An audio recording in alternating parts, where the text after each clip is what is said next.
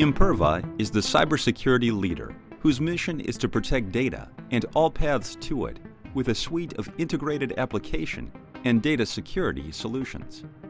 Learn more at imperva.com.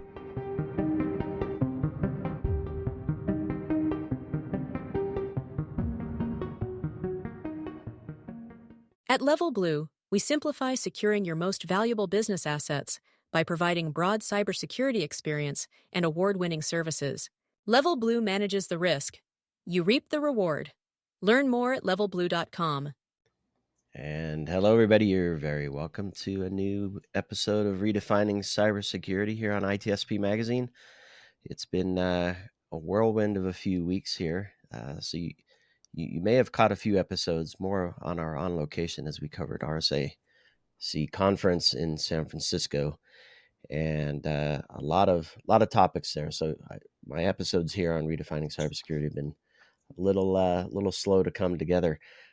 But funny enough, this topic was front and center at the conference. In fact, Agentic AI and more so its role in security, and then also the impact on risk and privacy for organizations and society at large.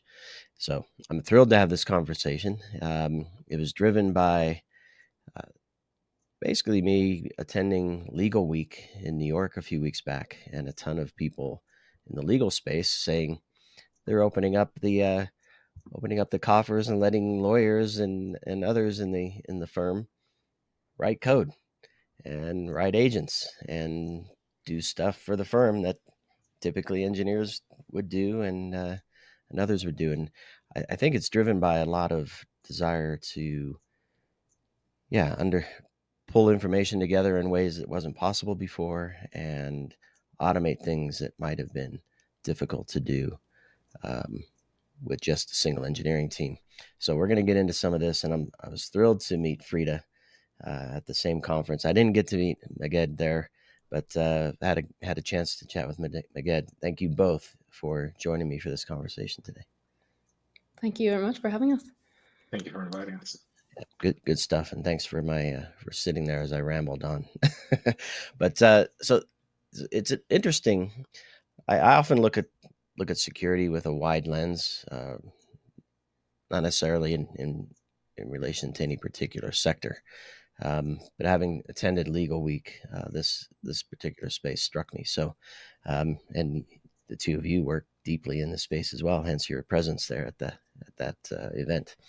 Before we get into the topic, maybe a few words from each of you about your role, and then we'll get into the topic. Frida.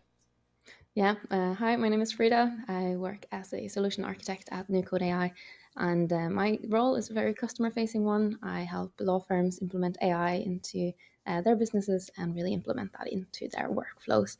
And so we work with law firms. We also work with the government sector, and I do courses and onboarding as well. Perfect. Again. Thanks. So I'm the CEO and founder of NewCode AI. I started my AI journey 8 years ago. I'm an AI engineer by training and by education, where I completed my PhD in artificial intelligence from the University of Oslo. And then I went on and I became an associate professor and then started NewCode. My focus really is designing AI agents and making sure that our end users get the best in technology while not compromising on security or quality or accuracy. And for today's matter, cost. Exactly. Well, let's start with, I guess, what law firms and I certainly want to look at law firms, but also inside counsel within organizations that may have business processes that can benefit from tapping into AI and building agents that are purpose built for specific tasks. Let's look at both of those. Let's stay there. What's the main goal? What are firms trying to do, and what are inside counsel teams trying to accomplish as they look to agents and agentic AI and maybe even just the broader AI? So who wants to take that? Yeah, I can start with that and definitely hand it over. So the main sort of like when we started the generative AI journey into law firms, the main architectural design of interacting with large language models was sending a query to the large language model and then getting an answer directly. And when you interacted with the large language model, the information that this model had was frozen in time, which people would refer to the knowledge cutoff. So if you ask it about recent events, if you would ask it about recent changes in regulation and laws, it will either give you a completely inaccurate answer or it will tell you, I don't know. In both cases, the user would refer to this as hallucination. Now, whether that's the accurate term or not, we can have a whole new podcast on that. Right. But the idea is they're not getting the information that they know very well should be the reply to that query. And many methods came out of that. So we heard about RAG, which is a retrieval augmented generation. Then we heard like it went deeper into something called knowledge graphs and the likes.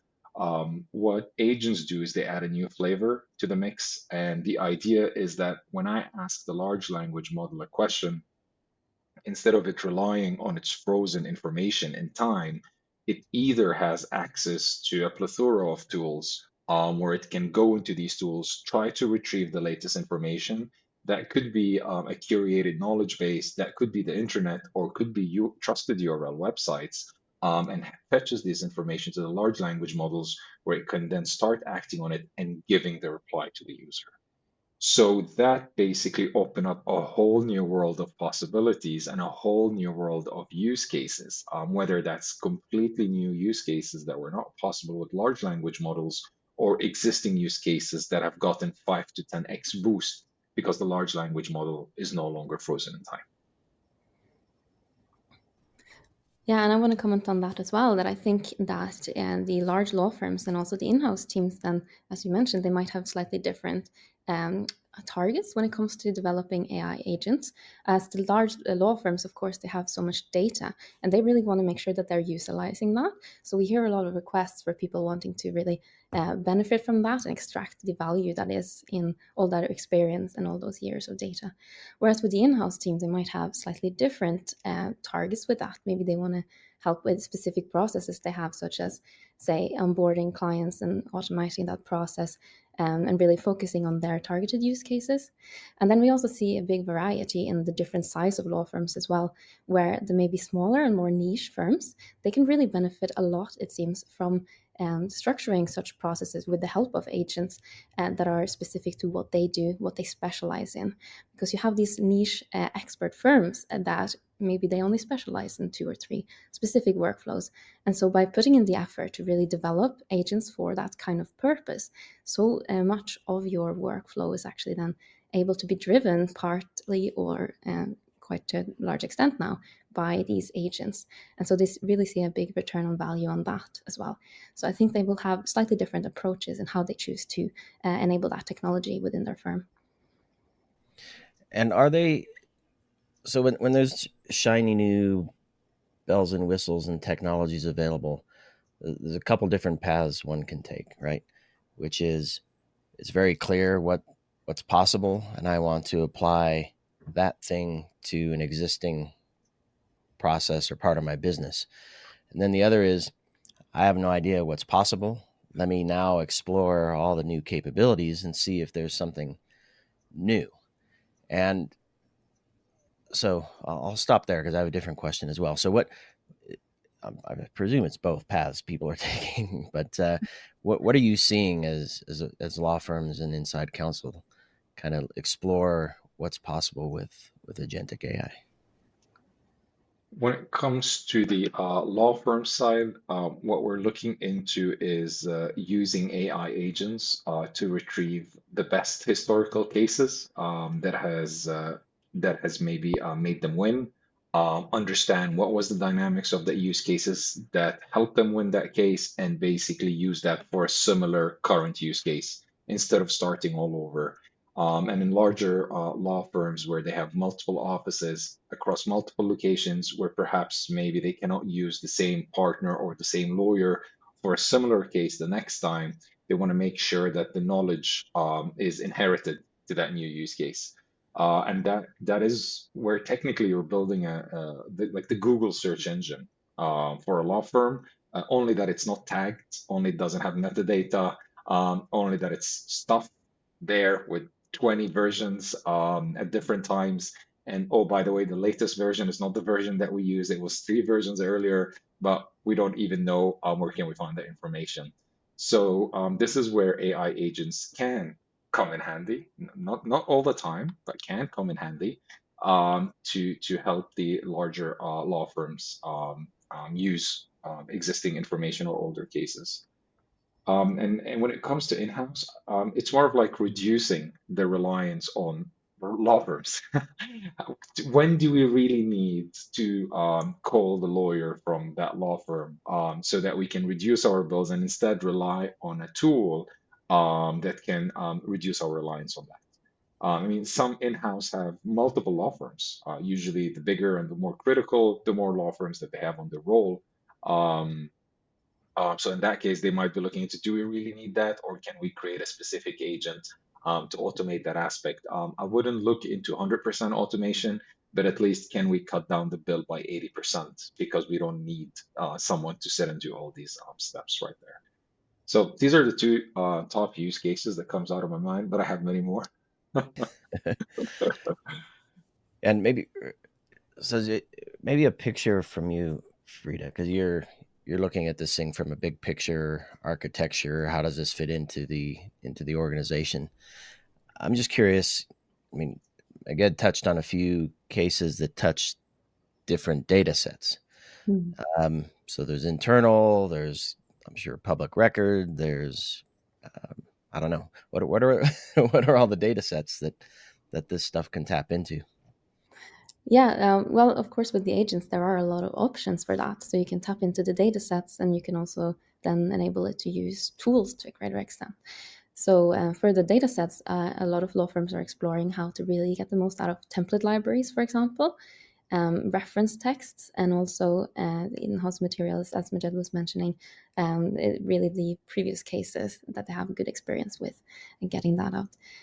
Yeah. Additionally, you could also say, for example, consider including calendars and including access to, for example, who in the firm has experience with a certain type of case or have gone through a similar contract before, for example.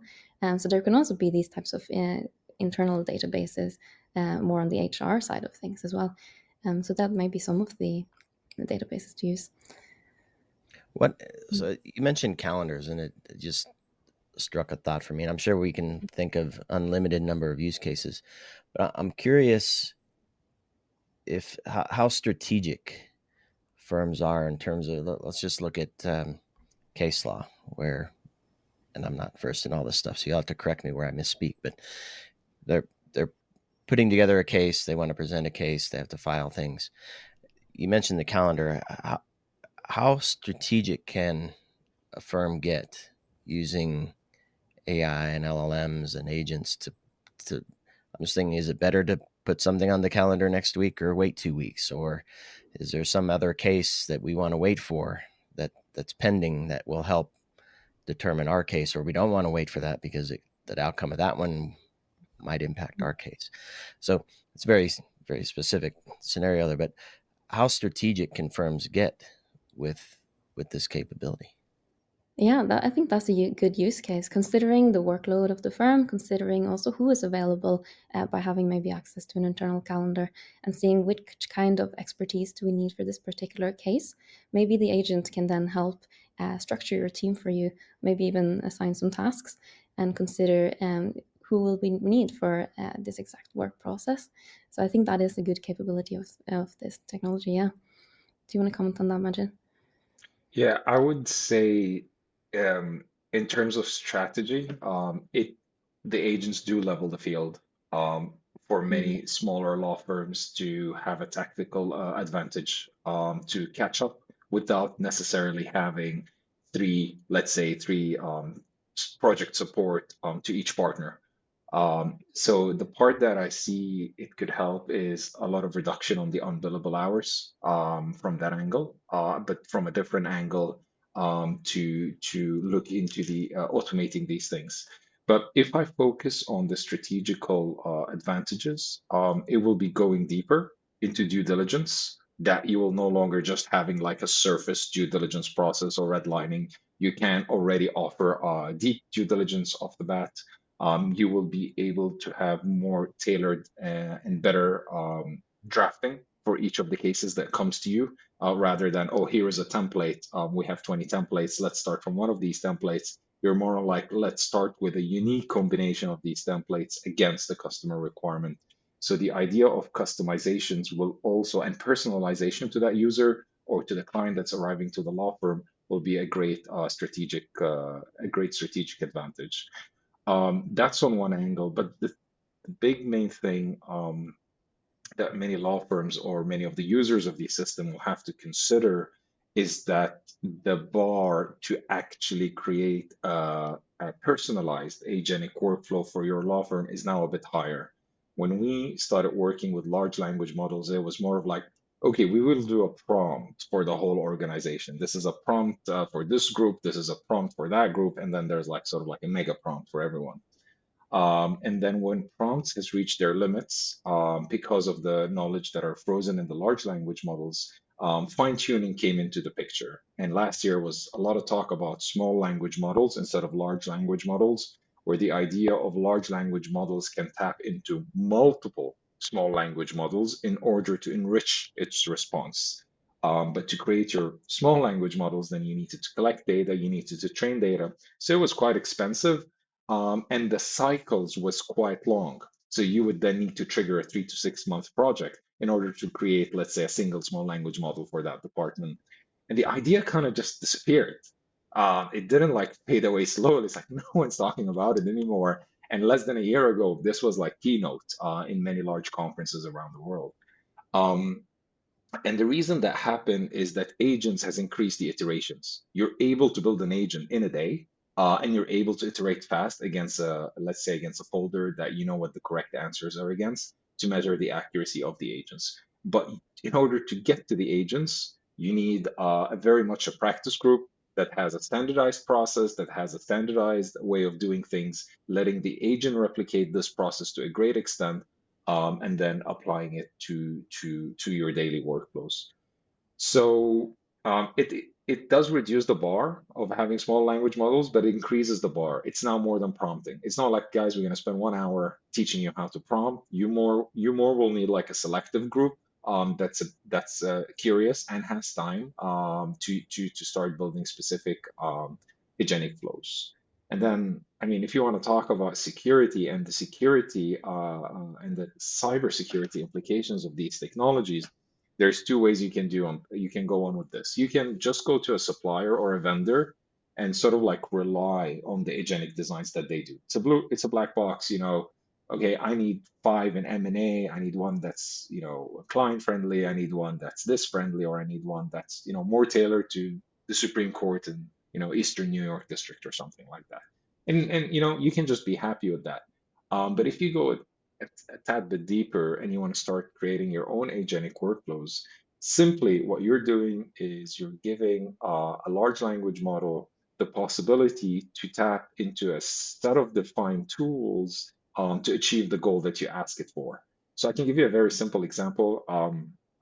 I had an AI, I created an AI agent actually just a few hours before this call. And I Of gave course it you did. access. Yeah, and I gave it access to a terminal, and I said, you can do whatever you want on this terminal. You just need to achieve the goal, and that goal is basically, I wanted it to print a specific set of references in a certain format at the end of each line. The challenge with large language models is that it's probabilistic. So if you ask the same question many times, you never get the same answer, and that's by design. It's not a flaw. So what I was trying to do is I was trying to make it deterministic by making sure that when you give me a certain answer, I trigger another loop that ensures that everything is following that same format. And in order to do that, I gave it access to a terminal. And it spawned the terminal. And what it did is it actually went to this repository and it pulled a certain set of code that would allow it to do it in a very certain way. But what happened is that it installed that certain repository across my whole system. instead of that specific environment that I created it for. And I sort of like, I've been doing software for 8 years now, so I know that you should never do that. But I never instructed the LLM to not do that because to me that was obvious that it shouldn't do that. Why would you install it across the whole system when you're just doing it for this specific task? So it actually broke the whole terminal. And it's fun because this was in my little sandbox. But if you have these little gaps in cybersecurity, where let's say when you introduce this as like lawyers can start coding, they wouldn't, a non-coder would not necessarily know they have to create an environment. So they might actually introduce breaking changes across the whole law firm. So experimentation has to be, as we say, we need to measure the blast radius of experimentation. When something goes wrong, which will happen, what does that mean, and what's the damage? So that kind of taps into the cybersecurity part. Is AI agents reduces the bar drastically for introducing devastating uh, um, devastating errors, which were not possible before, and not just with a single command, right? So we have to also take that into consideration that that's a technology that it's yes, it's very capable of executing great things, but on the opposite side, it cannot just be let out there without certain amount of training and certain amount of practice. Yeah, that's very true. And also, as we mentioned, if you give it access to your databases and also to your calendars, we should also be careful of that and what it actually has access to do and what it might do with that data. So yeah, limiting also the amount of tools it has and tailoring it to the specific purposes that you're trying to achieve rather than maybe unleashing it without any clear guidelines. But I want to take a step back because you're talking about a bar. And one thing that's always on my mind as I look toward the future, not just with the AI and LLMs, but just in general with technology, that especially when we start tapping into a lot of publicly available data that everybody can use to use it for their business, I feel we set a common bar that everybody then follows. And only when you have your own unique capabilities, perhaps your own unique data sets, can you get in and fine tune and create something new that everybody else can't do. And so my question is your view on that. Are we approaching a common denominator set of firms, right? And only those with a lot of money and a lot of history of data can actually survive, or or are we setting ourselves up for a longer term win where more firms will, or smaller firms can come together and collect their own data? I guess your kind of view of the big picture. Are we heading towards something nice or something a little bleh? Yeah. No, I think this is what we mentioned before, that they might be the different size of law firms and the different specialties of law firms will have their different approaches to this kind of challenge. And I think that really automating one task to a great extent and doing that very well and specializing in your niche, I think that can really get a lot of benefits from this type of technology. So you might see that they are very competitive actually with these tools in those specific fields that they have chosen, their areas of expertise, because they have access now to these AI-based tools. So I think that that is actually going to be a competitive advantage for a lot of the smaller or boutique firms that have really found their niche. However, of course, the larger law firms will also be able to implement these strategies across the different departments. So yeah, I wonder how we're going to see that shape out between the different larger law firms and how that is going to affect what they choose to prioritize as well. I think we haven't really seen the effect of this yet. So a long game here is my guess. So the other thing I wanted to ask was, so people hear me talk. I used to be in engineering and quality assurance, and we would have really quote unquote well-defined product requirements documents. This system should look like this, can do these things, shouldn't do these things, and then the architect would get involved to design it, and the developers would build out a plan to build it, and we'd have use cases and scenarios to test it. Two questions here. When it's something really small, purpose built for one task, do we skip that process of formalizing what it should and shouldn't do? And then that's where I get concerned with cybersecurity as well. And then also, even though it's small, because it's large language model driven, and to your point, Maged, that it can, regardless of the prompt, even if it's the same prompt over and over and over, you get different results. The results are different, so you can't expect one thing to result in exactly the one thing. So how do you test that? So those two questions, probably big ones, but your thoughts on both of those? From I can say from a computer science part or from an engineering part, engineers are very used to if I do this, I shall get that all the time. If I do Right. 1 + 1 on this calculator in Norway and I fly to Japan and I execute the same command, I'm expected to get two because it's defined by the engineering rules there. And when large language models came in, as engineers, we were like, okay, how can we test this thing? Because we cannot say this is the expected output. What's a successful outcome in this case? And the best answer we could come up with right now is to use another large language model. Right. And we describe to that large language model if the answer is around these adjectives and adverbs, it looks like it actually got that answer. Because this technology is super new in the world of engineering, in terms of practical and industrial use, I wouldn't say there is a concrete way to test it as of now, beside using another large language model and sort of like checking from the human perspective how that works. Now, will this be the case next year? Highly likely not, because the technology is evolving quite fast. So that's sort of like my short answer when it comes to testing. But that doesn't mean we should shy away from using it, because at the end of the day, it's large language models. It uses natural languages. Sorry, it uses natural language, and we as humans are more or less capable of, let's say, picking up a sample and testing it against the sample and scaling it carefully, with the big sort of error or the big warning sign. At ChatGPT, it can contain mistakes. Consider checking the output. But that doesn't mean we will not start, eating the fruits very soon from this technology, especially the generative AI part. An important part of that testing and validating the processes as well is likely going to be the human in the loop concept, where we do ensure that the steps along the journey of the AI actually make sense, and that we have someone validating that answer and really looking into the data and seeing that indeed it retrieved that information that I asked for, it structured it in the way that I expected, and it has repeatedly worked with a number of different files, for example.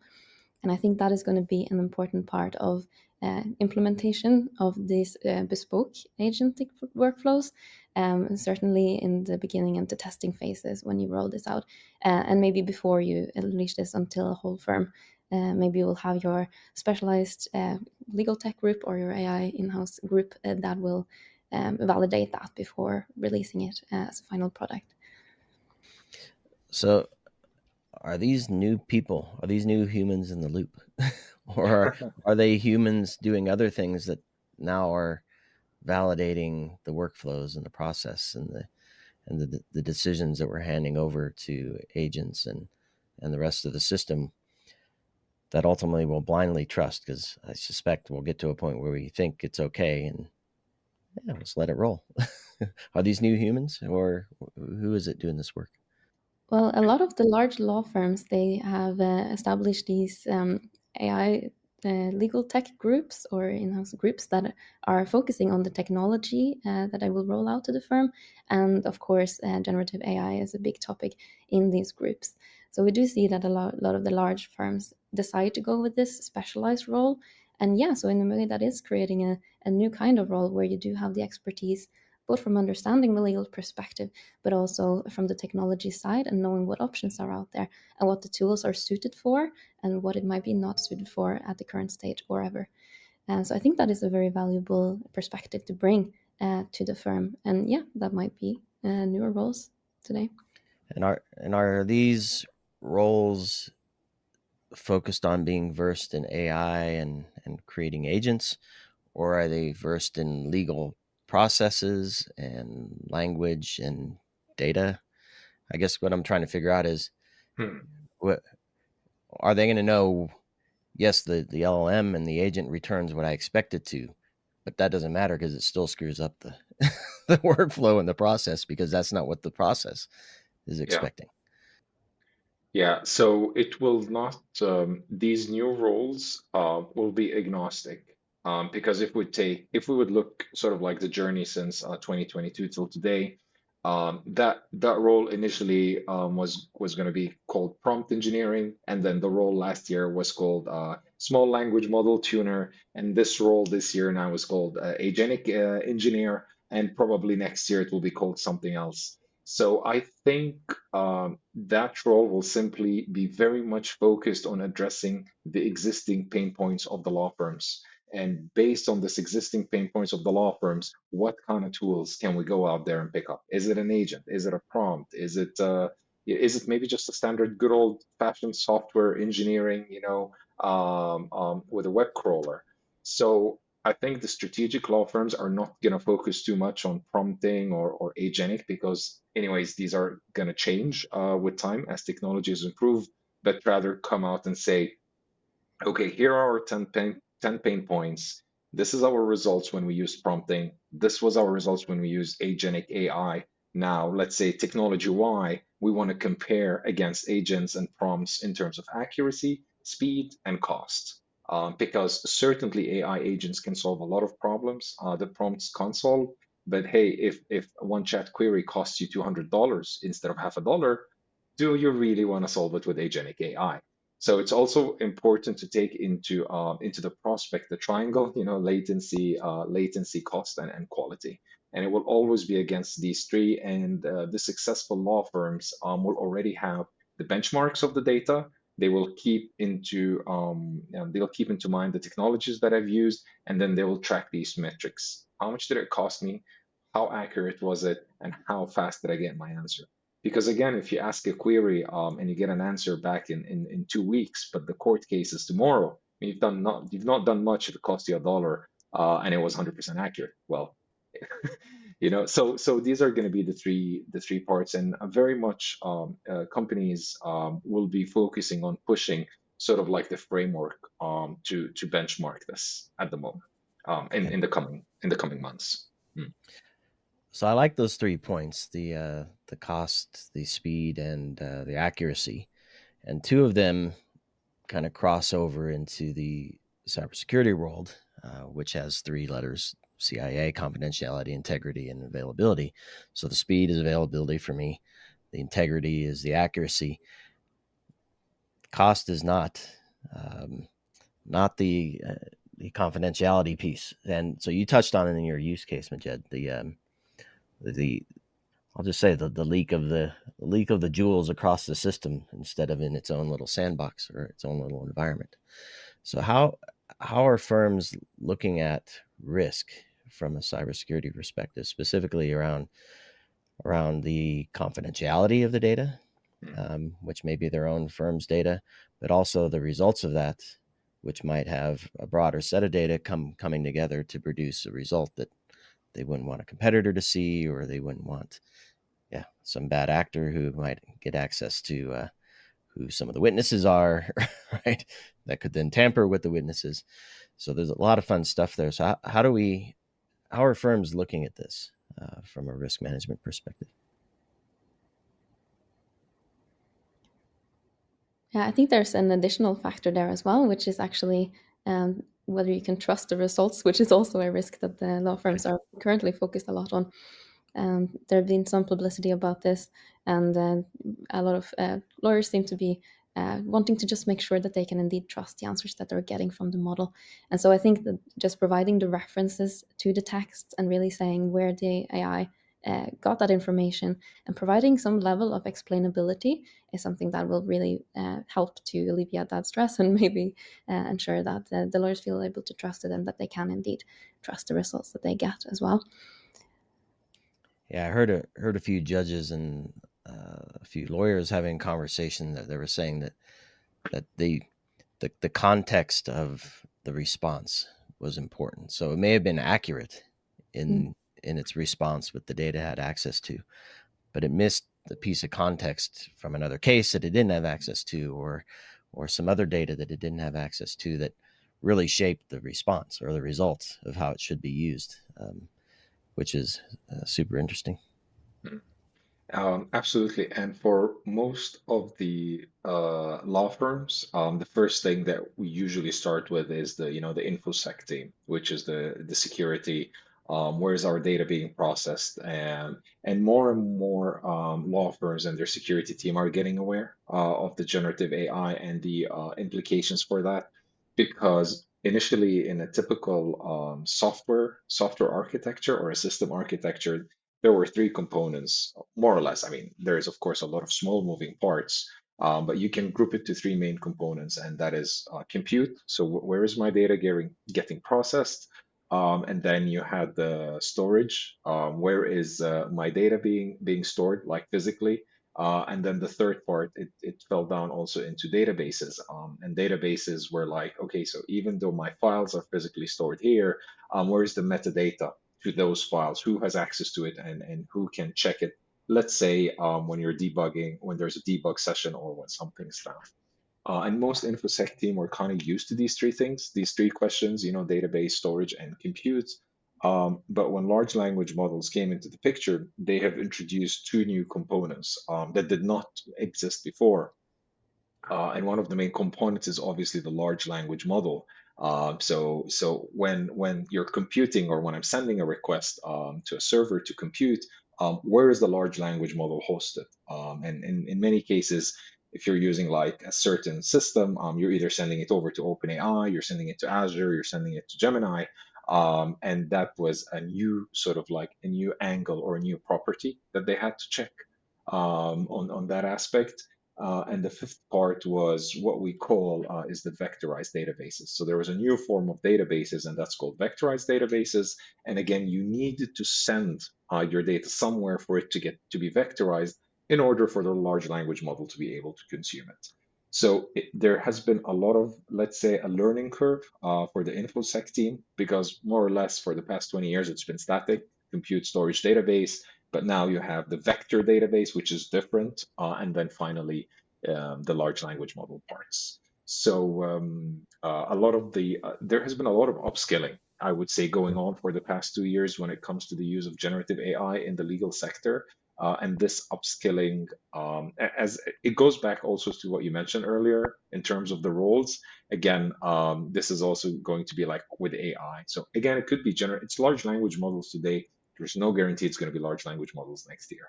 But the idea of that there is sort of like a probabilistic system generating answers or generating output based on input queries is going to be here for a while. Yeah. And the thing that strikes me is in a traditional networked environment, you have systems and databases and perimeter components, and you might segment the network in certain ways, and you do that based on the applications you're deploying, right? These things run on these systems, have access to these databases, do these things. Correct. You start introducing agents everywhere, either the ones you build yourself, things other the vendors you use are adding to their systems, third parties that plug in, and now what was a contained system that used to operate in its own can tap out and connect to a data set or coordinate with another agent across the network, which completely changes the game and messes up by network isolation and access control and all this stuff. So how do InfoSec teams kind of view that part of things at the moment? Not only that, but it can also switch off the firewall momentarily to Right. execute let's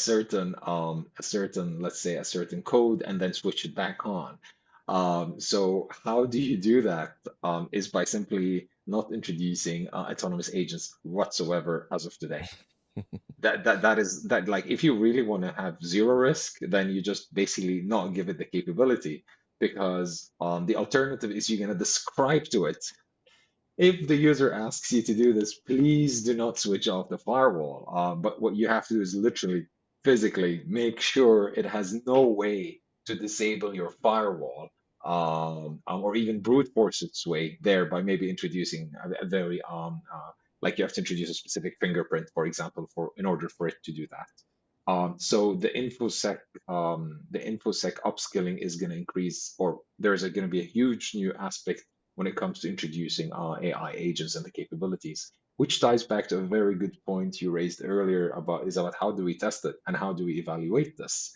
And the answer is we cannot, for 100% certainty, say that okay, it's not going to do this and this or that, because the very good definition of AI agents is that it's autonomous and will achieve the goal with whatever means it has access to. It might also be worth to touch upon the fact that, yes, we're worried about external risks of this, of information leaking in or out of the system or the firm. But in fact, the law firm also has internal security considerations to take care of, because one department may not necessarily have access currently to another department's sources. It may be that two lawyers are conflicted out of actually knowing what the other is working on in detail. And so we also need to be careful about the information that is put in and where that might resurface even internally in the firm, which is another kind of aspect of that security measure as well to consider, specifically though in the law firm. That's a brilliant point, Frida, because it will be, let's say that again, back to this idea of, the bars getting higher and lower, the bar to retrieve information, let's say as an inside job, is now much, much lower. If your Gen AI instance is not isolated to that user, and your AI agent is not sort of like isolated to specific data set you give it, you can with, let's say, much less effort, ask it to figure out how to bypass that and fetch the information if it has access to a terminal in that aspect. So I think the external threats are there and they're always going to be there, but I think there is an increase in internal threats for, let's say, actors that perhaps are not so loyal to, let's say, get access to other information or more information, or bulk download information that perhaps they were not supposed to. It's a fascinating world we're moving into, and I, as we talk about the bar being set high or low, I don't feel it's being reset. I think it's just getting bigger.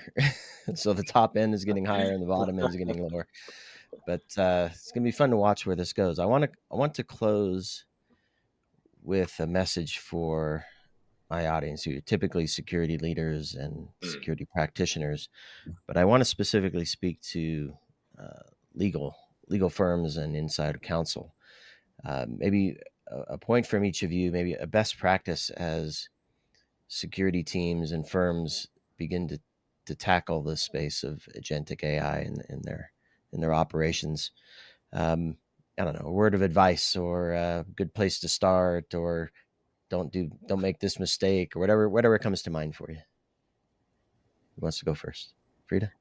Sure. I would just reiterate this about making sure that you can validate what is actually happening in the system that you are creating. If you are venturing out to do agentic workflows, make sure that you understand what does the AI have access to, what are you trying to achieve with it, and also are you able to achieve that successfully, and does that achieve that successfully on repeated runs as well, considering this potential for variety that we might have in the results. Maged? Yeah, I would say do not release Agentic AI without running a proper readiness test on your internal knowledge base and file storage. Very good. Short and sweet. I love it. Well, you're both amazing. I appreciate you taking the time to spend with me to discuss this topic. Hopefully, the broader cybersecurity group can gain some nuggets here, and clearly, we're speaking to legal teams and the legal sector as well, more specifically. So, I want to thank all of you for listening and watching. Frida, Maged, thanks so much again. Hopefully, I'll get to see you at some point in the near future at some conference somewhere. And until then, keep well. And everybody, thanks for watching and listening. Please do subscribe and share with your friends and enemies. and we'll catch you on the next one. Thank you.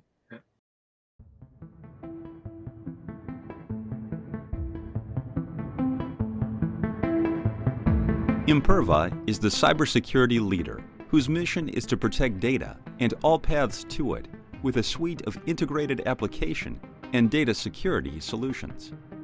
Learn more at imperva.com.